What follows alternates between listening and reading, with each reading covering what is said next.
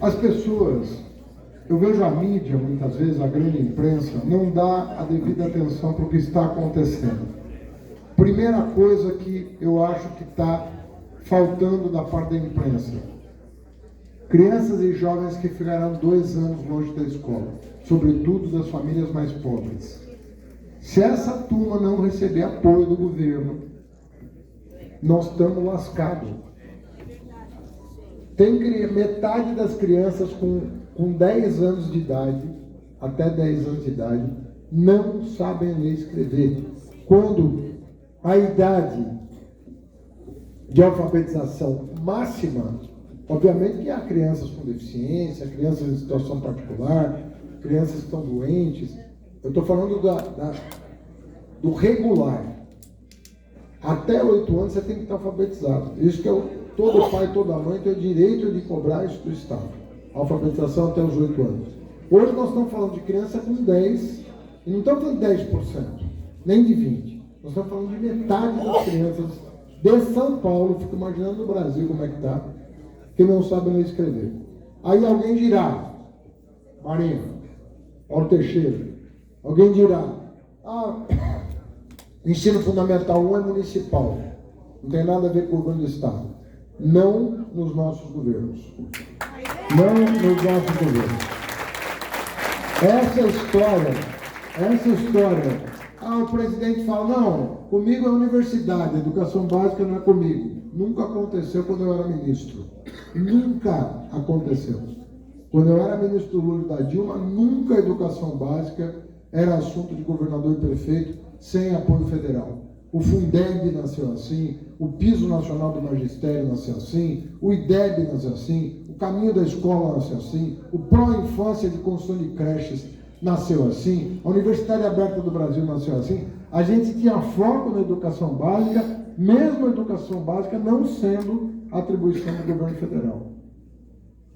Então, se nós chegarmos ao governo do Estado, e nós temos toda a condição de ganhar essa eleição, nós vamos cuidar da educação básica com o mesmo carinho que a rede estadual, porque tem muito prefeito que, bem intencionado, às vezes não tem o apoio técnico e financeiro necessário para enfrentar o pós-pandemia.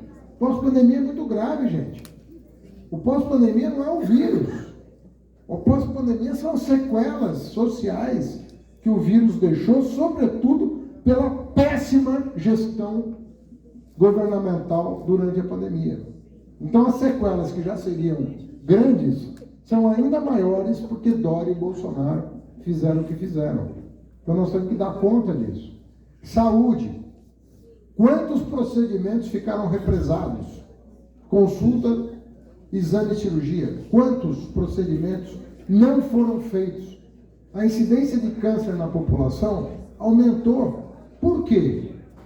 Aumentou porque as pessoas não fizeram seus exames de rotina com medo do vírus. Eu tenho em casa uma situação. Que fazia todos os procedimentos, mamografia e tudo mais, e aí, por causa da pandemia, acabou adiando, e quando foi fazer o exame, descobriu que estava doente. Uma coisa que poderia ter sido sanada e que, de repente, se tornou um problema muito mais grave. Segurança pública. Nós estamos vendo aí a miséria. Obviamente que essa situação de miserabilidade da população, estamos falando de 60 mil pessoas em situação de rua na Grande São Paulo. Até cidades que não tinham população em situação de rua, hoje tem um número expressivo.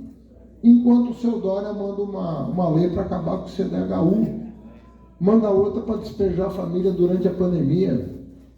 Agora mesmo eu vi relato de despejo da CDHU, 1.000 famílias para ser despejado até agosto. Onde esse povo vai? Vai para a rua. Então vai ter mais de 4 mil, porque 1.000 famílias é 4 mil pessoas. Mais 4 mil moradores em situação de rua, se cumprir uma determinação ridícula dessa. Ou seja, em vez de você estar buscando soluções, aluguel social, prorrogação da dívida, suspensão dos despejos, como nós defendemos no Congresso Nacional. A oposição, se não fosse a oposição ao governo Bolsonaro, nós estaríamos ainda pior.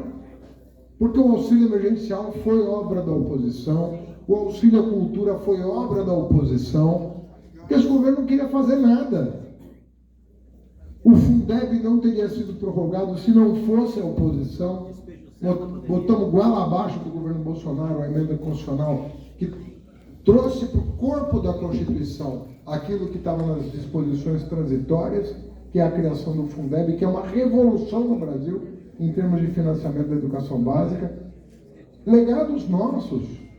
Hoje, se o pobre pode entrar na universidade, é por programas que nós fizemos e que eles tentaram destruir e não conseguiram.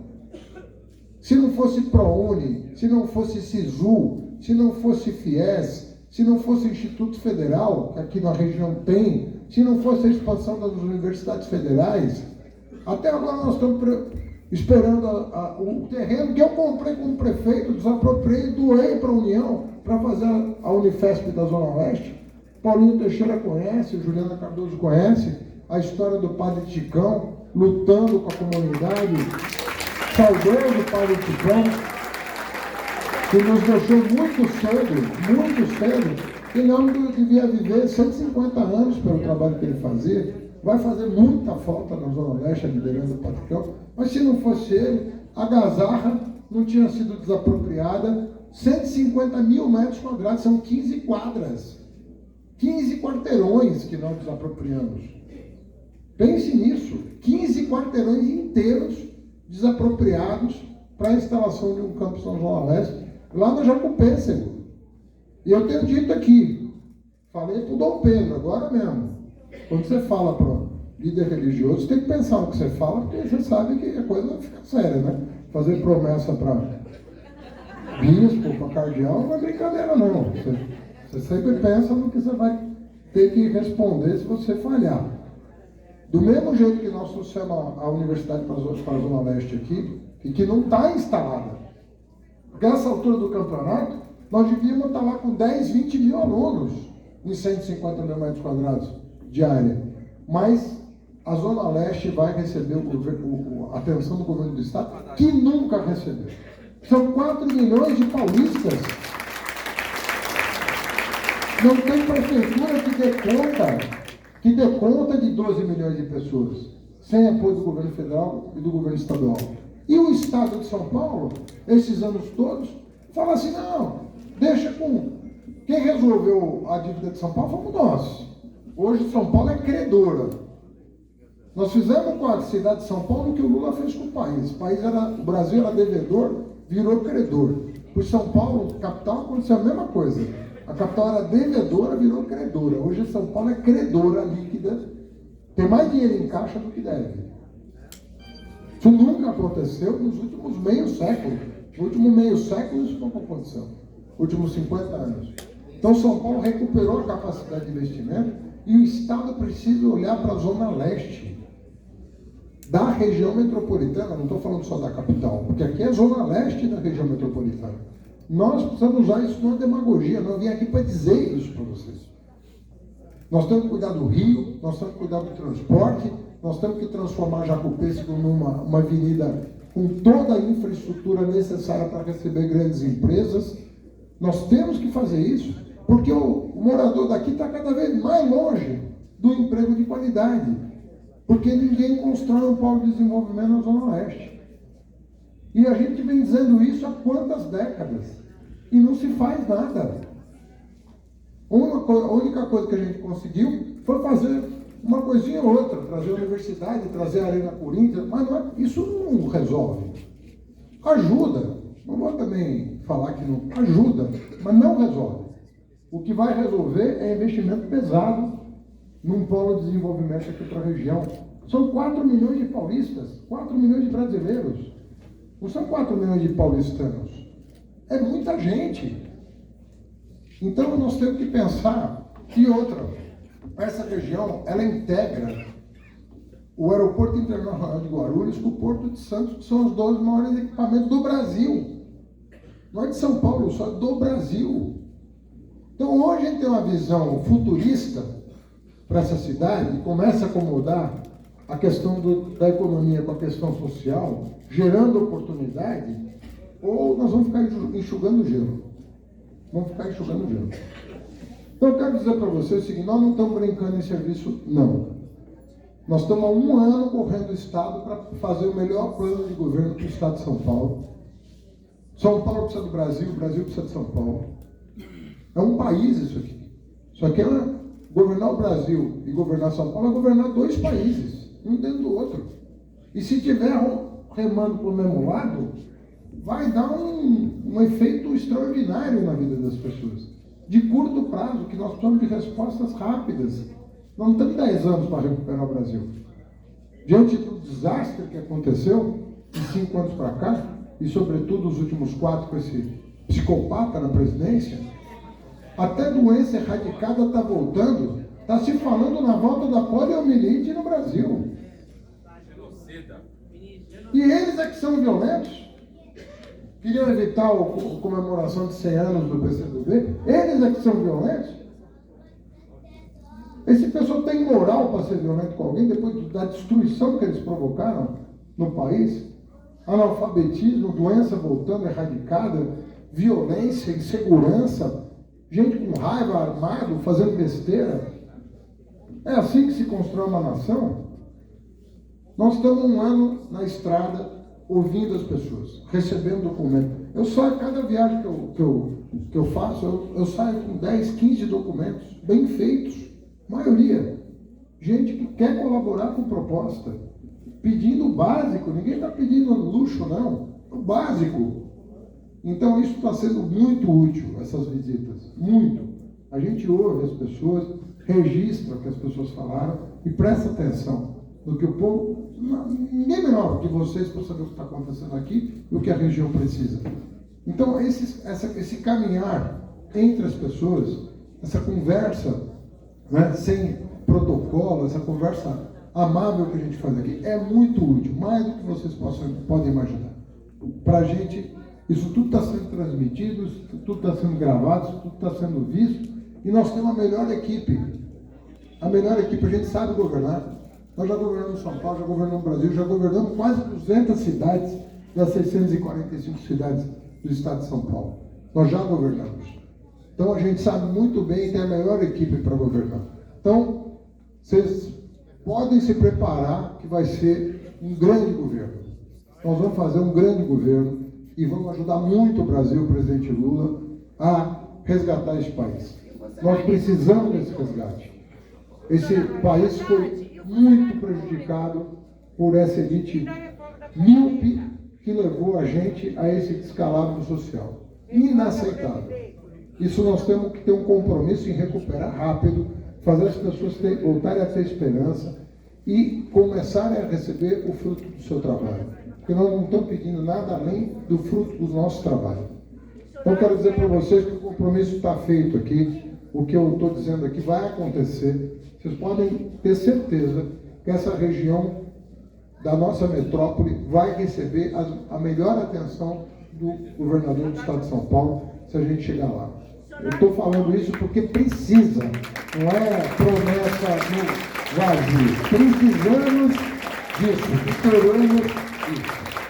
Vamos comprar. E viva o amor, tivemos um casamento bonito essa semana. Imagina que bacana.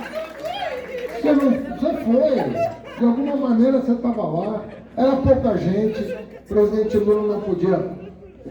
Os funcionários estão nas drogas, aposentados funcionários confisco.